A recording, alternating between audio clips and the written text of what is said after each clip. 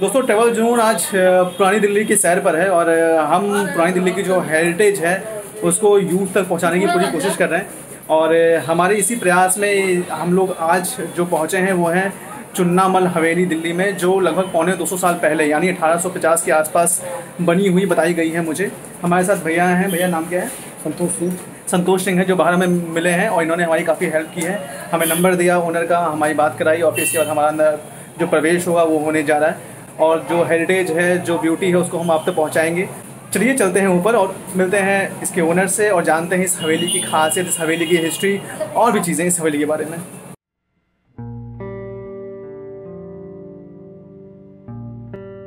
1857 की लड़ाई से पहले और उसके बाद लाला चुन्नामल पूरी दिल्ली के सबसे धनी व्यक्ति के रूप में उभरे थे और तब यह हवेली कटरा नील सेक्शन में खड़ी की गई थी।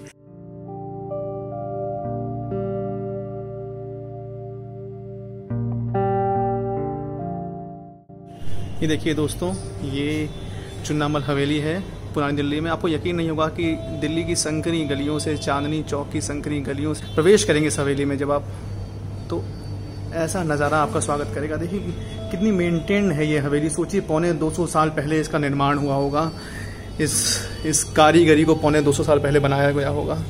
देखिए वो अक्स आज भी इसमें आप देख सकते हैं, वो आइडेंटिफिकेशन कर सकते हैं आप कि सदियों पुरानी, सालों पुरानी जो कंस्ट्रक्शन है वो आज भी इसका कलेवर है। देखिए पूरा आप देख सकते हैं, ये जालियाँ, ये आंगन। हम तरसते हैं ऐसे मकानों के लिए शहरों में।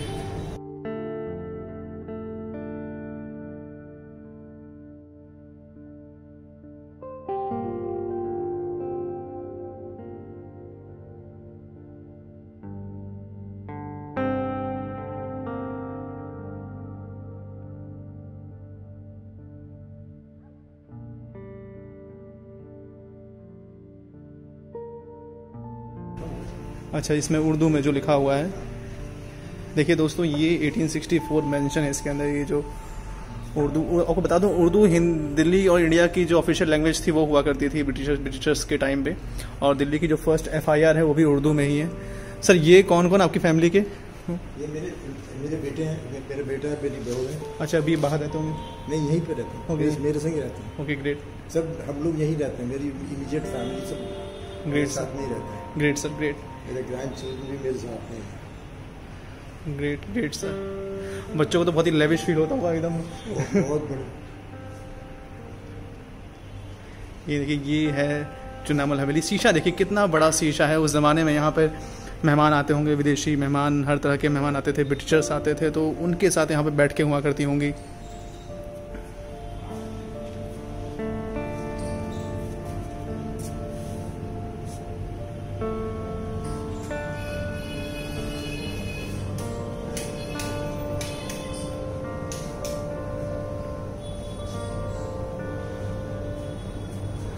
सर जो ये पोर्शन है ये भी तभी का है या आपने बाद में बनवाया है इसको? ये आपको मैं बताऊं जी, ये इसके अंदर जो है, जो आप बहुत से लोग कहते हैं, ये क्वेश्चन मेरे से पूछते हैं, ये आप इसको कंस्ट्रक्शन है इसके अंदर अभी, और ये पुराना तब से मैंने अपनी होश में तो मैंने ऐसे ही देखा है। अनिल जी बता रहे हैं कि उस टाइम क्योंकि लाइट नहीं होती थी तो वेल्डिंग करना संभव नहीं था। आप देख सकते हैं, देखिए नट बोर्ड से इसको कसा गया है, और उस टाइम जो ब्रिजेस बनते थे, जो पुल बनते थे, वो भी खड़े ही लेके आते थे अंग्रेज। आप वहाँ पे देखिए जमुना के, हाँ, जमुना का पुल सर बता रहे हैं कि वो भी देखिए इसी अवस्था में लेके आया गया था, उसको उस पर सेट किया गया था। और ये भी जब से अनिल जी देख रहे हैं, ये 6th जनरेशन है चुन्नामल जी की, और तब से ये ऐसे ही है। ये कितना बड़ा आंगन है, देखिए ये अपने आप में मतलब एक सुकून देने वाला माहौल है। हम कल्पना नहीं कर सकते, हम एज्यूम नहीं कर सकते कि दिल्ली के चांदनी चौक में ऐसी जगह हम देखेंगे। ये देखिए, और ये बता रहे हैं कि पूरी फैमिली इनकी यहीं रहती है, नाती पोते, बच्चे बहू सब इसी में है, इसी मकान में। लेकिन सर आपको दिक्कत नहीं होती यहाँ से निकलते हैं बाहर, तो आपने देखा है चीज़ों को बदलते? थोड़ा सा प्रॉब्लम तो होता है। देखिए वो उसके लिए जो है बहुत सारी चीज़ें आपको फॉरगो करनी पड़ती हैं। बच्चे स्कूल जाते होंगे, आप बाहर निकलते होंगे। उस टाइम में मेरे जो दोनों बेटे हैं वो सवेरे 9 बजे यहाँ से चले जाते हैं, रात को 9 बजे आते हैं। They working? हाँ, दे वर्किंग। ओके, और मतलब आपकी गाड़ी कहाँ पार्क होती है, कैसे आप आते होंगे? यहीं पे वो मेरी गाड़ी तो दोनों बाहर चली जाती है, बच्चों के स्कूल में चली जाती है, यहाँ पे आ जाती है। और यहाँ पे जो है जो पार्किंग है वो उसको यूटिलाइज करते हैं। पार्किंग है नीचे तो जो म्यूनसिपल पार्किंग है। Okay, municipal parking. ओके, देखिए सर दोस्तों, ये है एक तरह से काफ़ी दिल को छू लेने वाला माहौल है। मैं अपने गांव का घर देखा है मैंने, लेकिन वो भी उसमें हिस्टोरिकल चीज़ जैसी कुछ नहीं है, ये इसमें हिस्ट्री समेटी हुई है इस चीज़ में, आप देख सकते हैं। ये देखिए,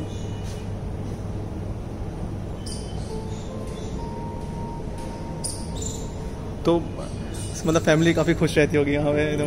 कोई प्रॉब्लम, फैमिली को कोई प्रॉब्लम नहीं है। हाँ।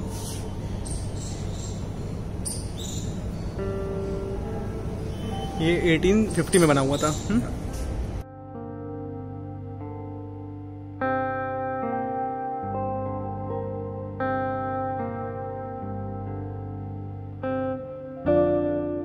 ये राय चुन्नामल जी की फैमिली है, वो फर्स्ट म्यूनसिपल कमिश्नर थे दिल्ली के।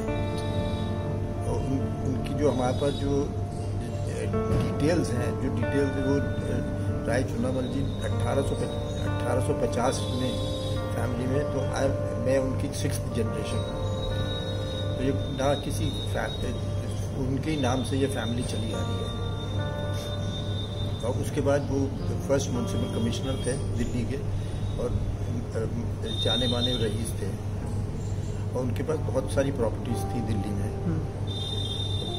वो हिस्ट्री को अभी तक मैंने ये कायम कर रखा है। किस साल ये बनी थी? किस 1800 जो हमारे पास इंफॉर्मेशन है, जो हमारे पास रिकॉर्ड्स हैं, वो 1850 के 1850 के, 150 साल के आसपास, पौने 200 साल उसको हो चुके हैं। मैंने देखा कि बीच में बगल में धर्मपुरा हवेली बनी हुई है, उसको रिकंस्ट्रक्ट किया है विजय गोयल साहब ने, और मैं वहाँ से होके भी आया हूँ। लेकिन मैं ये जानना चाह रहा हूँ कि क्या आपके मन में कभी ख्याल नहीं आया कि आप इसको रिनोवेट करें ताकि लोगों के आकर्षण का केंद्र बने ये चीज़? देखिए, सबसे आसान चीज़ ये है कि किसी भी प्रॉपर्टी को आप हेरिटेज बना दें। हाँ। अब हेरिटेज तो है ही है। हाँ। उसको जो है आप होटल में कन्वर्ट कर दीजिए। हाँ। तो ये जो है, ये विरासत को आप डिस्ट्रॉय कर रहे हैं जी। डिस्ट्रॉय करें, बट सर मेरा ये मतलब क्वेश्चन है कि जो जितनी हवेलियाँ हैं, मैंने देखा है कि कई हवेलियों में सामान रखे हुए हैं, गोदाम बने हुए हैं, मतलब हमारे यहाँ इसमें गोदाम बना हुआ है। हम रहते हैं जो शुरू से ये यहाँ पे फैमिली रहती थी, अभी तक ये फैमिली रहती है। तो ये फैमिली की रेजिडेंस है। तो फैमिली के रेजिडेंस को जो है आप होटल में कन्वर्ट कर लेंगे। हाँ। तो सबसे इजी चीज़ तो यही है। आप सरकार से क्या चाहते हैं? मतलब इन हवेलियों को क्या सरकार कुछ ऐसा पहचान दे, या यूनेस्को से पहचान मिले, कुछ ऐसी कुछ? इसकी पहचान तो ये हो सकती है कि जो ये हवेली है उसी तरीके से ये कायम रहे। तो जो रेजिडेंस बनी हुई है वो रेजिडेंस रहे, तो तब तो आपकी अचीवमेंट है। हाँ। अदरवाइज तो जो है ये होटल बना दीजिए, या उसको इंडस्ट्रीज बना दीजिए, या क्या जो मर्जी है आप कर दीजिए, वो तो बड़ा आसान काम है। क्योंकि आज कॉरपोरेशन का जो चाहते हैं टाउन हॉल को भी कन्वर्ट करना कि होटल 5 स्टार होटल बना दीजिए, ये कर दी, why can't it be remaining the same? Yeah sure, that's nice. But Rai Chunnamal जो मैंने सुना है काफ़ी प्रोमिनेंट पर्सनैलिटी थे, वो ब्रिटिशर्स उनके साथ बैठ के करते थे, उनको बुलाते थे अपने यहाँ, और यहाँ भी कुछ लोग आए हुए हैं, बड़े बड़े हस्तियाँ हैं। तो आप थोड़ा बताइए मुझे, मेमोरीज थोड़ा सा मुझसे शेयर कीजिए, कोई अगर कभी आपने सुना हो बहुत पहले कुछ। बहुत सारे अंग्रेज यहाँ पे आया करते थे, गार्डन पार्टीज भी हुए थे। हमारे गार्डन था रामबाग में, गुलाबी बाग में था, तो वो वहाँ पे जो है वो लोग आया करते थे, यहाँ पे मेंशन करा करते थे। बट एज सच जो है बहुत सारी डिटेल्स मेरे पास ही, या जाहिर सी बात है, वो पीढ़ी दर पीढ़ी वो चीज़ें होती हैं, तो थोड़ा सा उसमें डिस्ट्रैक्शन हो ही जाता है। लेकिन मैं ये पूछा हूँ कि राय चुन्नामल के बारे में कुछ मुझे ऐसा बताइए कि जो आज की जनरेशन को, वो उस जमाने में 150-200 साल पहले कोई हस्ती थी जो। राय चुन्नामल जी के पास पहली मोटर कार यहाँ पे आई थी उनके पास। अच्छा। पहला जो है वो इस फैमिली के अंदर जो है टेलीफोन लगा था, बिजली यहाँ पे शुरू यहाँ से हुई थी। तो राय चुन्नामल जी ने जो बैंकिंग शुरू करी थी, तो दिल्ली लंदन बैंक के संग जो है हम मेजर पार्टनर्स थे। हाँ, पहली बैंकिंग शुरू की थी, बैंकिंग शुरू करी थी। उनका काफ़ी कारोबार था, बहुत फैला हुआ कारोबार था, जहाँ से कलकत्ते से, लाहौर से। आई थिंक उन्होंने डोनेट भी किया था कुछ, ब्रिटिशर्स को कुछ पैसा दिया था कुछ बनाने की। ब्रिटिशर्स को जो है प्रोविंशियल रेलवेज को इन्होंने फाइनेंस भी किया था। हाँ जी। आप अनिल प्रसाद जी हैं, उनकी 6th जनरेशन। मैं 6th जनरेशन। हाँ। यह विशाल इमारत 1 एकड़ से अधिक के क्षेत्र में 3 मंजिलों में बनाई गई है। इसमें 128 कमरे हैं और चुन्नामल परिवार की वर्तमान पीढ़ी अभी भी यहाँ निवास करती है। इस हवेली की छत से आप चांदनी चौक का पूरा नज़ारा देख सकते हैं।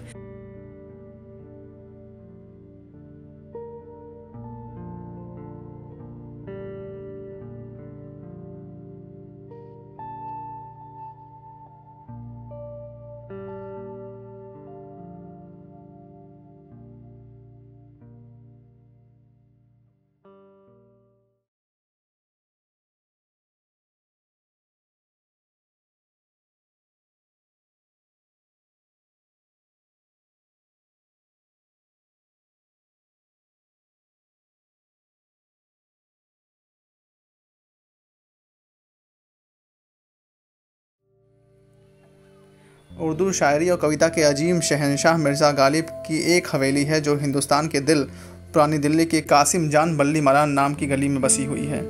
इस भीड़ भाड़ वाली संकरी गली में एक सुंदर दरवाज़ा खुलता है जिसमें गालिब के उन दिनों के जज्बात बेहद खूबसूरती के अल्फाजों से बयां होते हैं।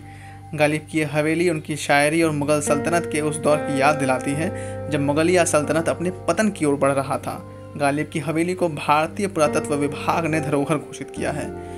उनके देखे से जो आ जाती है मुंह पर रौनक, वो समझते हैं कि बीमार का हाल अच्छा है। ये देखिए गालिब की हवेली का दृश्य है। गालिब की तस्वीरें, गालिब की शेर व शायरी, गालिब की पुस्तकें, गालिब के लिबास यहाँ पर अलग अलग रूप में यहाँ पर सहेजे गए हैं। यहाँ पर गालिब की किताबें, गालिब की ज़िंदगी के लम्हे, गालिब के घरों की तस्वीरें, गालिब की हवेलियाँ और उनसे जुड़ी यादों को यहाँ पर सहेजा गया है, एक म्यूज़ियम का रूप दिया गया है। और दिल्ली की जो हवेलियां हैं उसमें एकमात्र गालिब की हवेली ही ऐसी है जिसको संरक्षित, न सिर्फ संरक्षित किया गया है, न सिर्फ उसको सहेजा गया है, बल्कि आज वो जो यूथ हैं, जो शेर व शायरी, जो नज़्म को पसंद करने वाले जो लोग हैं, उनके आने का उनका एक ठिकाना भी बना हुआ होता है। यहाँ इक्का दुक्का लोग आपको दिखते ज़रूर हैं, लेकिन गालिब के जयंती पर, गालिब के जन्मदिन पर यहाँ पे काफ़ी संख्या में लोग आते हैं। देखिए, उग रहा है दरो दीवार पे सब्ज़ा गालिब, हम बयाबा में हैं और घर में बहार आई है। कई शेर हैं यहाँ पर दीवारों पर लगे हुए हैं। तेरे वादे पर जिए हम तो ये जान छूट जाना कि खुशी से मर न जाते अगर एतबार होता। देखिए, हज़रत निज़ामुद्दीन में औलिया में जो इनकी दरगाह है वो भी है, जो उनकी मज़ार है गालिब की हज़रत निज़ामुद्दीन में बस्ती में, वो भी यहाँ पर उसकी भी तस्वीर है। तो ये एक देखिए पूरा दृश्य, देखिए हवेली को अच्छे से मेंटेन किया गया है। और मेरे पीछे आप कुछ उनकी किताबें देख पाएंगे। ये देखिए, ये उनकी किताबें हैं। और ये देखिए, ये शतरंज चौपड़ बोल सकते हैं इसको, हम लोग जो खेला करते थे। अगर आप गालिब को समझना चाहते हैं तो यहाँ आपको ज़रूर आना चाहिए। उनकी हवेली में आते ही आपको उनका ये शेर याद आ जाएगा जिसमें उन्होंने कहा था, उग रहा है दरो दीवार से सब्ज़ा गालिब, हम बयाबा में हैं और घर में बहार आई है। गालिब अपनी इस हवेली में आगरा से आने के बाद 9 साल तक रहे हैं। गालिब की मौत के बाद हवेली में साल 1999 तक बाजार लगता था। 1999 के बाद सरकार ने इसे राष्ट्रीय धरोहर घोषित कर दिया और इसका जीर्णोद्धार कराकर इसे वापस मुगल काल वाला रूप और गौरव देने की कोशिश की। गालिब ने इसी हवेली में रहकर उर्दू और पारसी में दीवान की रचना की थी। हवेली को विशेष लुक देने के लिए लाखौरी ईंटों, बालू पत्थर का इस्तेमाल किया गया है। लकड़ी की ड्योढ़ी प्रवेश द्वार बनाकर गालिब के समय की फीलिंग लाने की कोशिश की गई है। गालिब की हवेली भी आपको अन्य मुगल काल में बनी इमारतों की याद दिलाएगी, क्योंकि ये भी मुगल वास्तुकला के अनुसार ही बनी है। बड़े बड़े स्तंभों के साथ हवेली का विशाल परिसर मुगल काल के संस्मरण है। हवेली की दरो दीवार गालिब और उनकी शायरी के विशाल पोर्ट्रेट से सुशोभित है। जब दिल्ली सरकार ने इसे पूरी तरह अपने आश्रय में ले लिया, तब से इस हवेली को गालिब के म्यूज़ियम में बदल दिया गया है। यहाँ गालिब और उनकी शायरी से जुड़ी कई चीज़ों को सहेज कर रखा गया है। यहाँ गालिब की किताबें तो हैं ही, उनके हाथ से लिखी कविताएं भी हैं। गालिब हुक्के का शौक़ रखते थे, इसलिए हवेली में उनका रूप बनाकर रखा गया है जो हाथ में हुक्का पकड़कर बैठा है। एक बार तो आपको ये भ्रम होगा कि कहीं कोई सच में तो हुक्का बैठकर नहीं पी रहा है। गालिब की हवेली के हर कोने से आपको उनकी शायरी की खुशबू आएगी और आपका मन उसी दुनिया में खो जाएगा। किसी शायर के लिए गालिब की हवेली जन्नत से कम नहीं है, जहाँ बैठकर उसे लिखने की प्रेरणा मिलती रहे। हवेली में गालिब के अलावा उनके समकालीनों का भी पोर्ट्रेट लगा है, जिसमें उस्ताद जौक, अबू फजल, अबू जफ़र, मोमिन मुख्य हैं। यहाँ पर लगी गालिब की प्रतिमा का अनावरण 2001 में तत्कालीन सीएम शीला दीक्षित ने किया था। इसे मशहूर मूर्तिकार रामपुरे ने बनाया है। आप चावड़ी बाजार मेट्रो स्टेशन उतरकर यहाँ पर आ सकते हैं और यहाँ पर आने की कोई फीस नहीं है।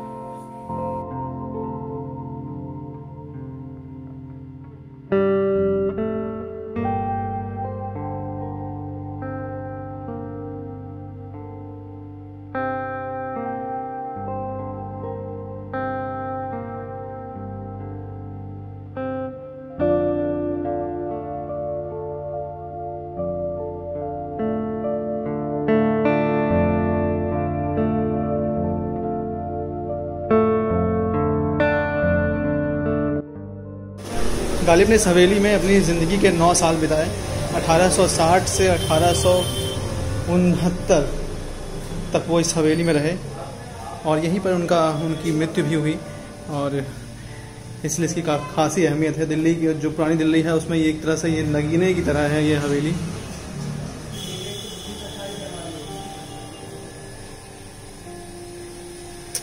आपको प्रवेश करते हैं कि दाहिने हाथ पे एक कमरा है और ये कुछ दुकानें चल रही हैं। देखिए ये कुछ शॉप्स हैं, सिलाई की शॉप्स हैं, फिर एक सीढ़ी है, शायद किसी का अपना घर है ये।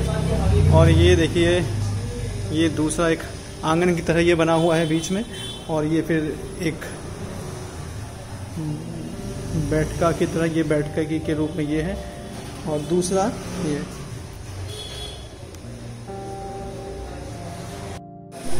दोस्तों ये गालिब की हवेली जो है, गालिब का मेमोरियल जो बन चुका है, उसके खुलने और बंद होने का समय भी है। यहाँ पे सुबह 11 बजे से शाम के 6 बजे तक ये खुलता है और सोमवार और सभी सरकारी छुट्टियों पर यह बंद रहता है। और देखिए विख्यात गालिब विद्वान रॉल्फ रसल, यदि गालिब अंग्रेज़ी भाषा में लिखते तो विश्व में इतिहास के महानतम कवि होते। ये कहा गया है इनके लिए, रॉल्फ रसल ने कहा है।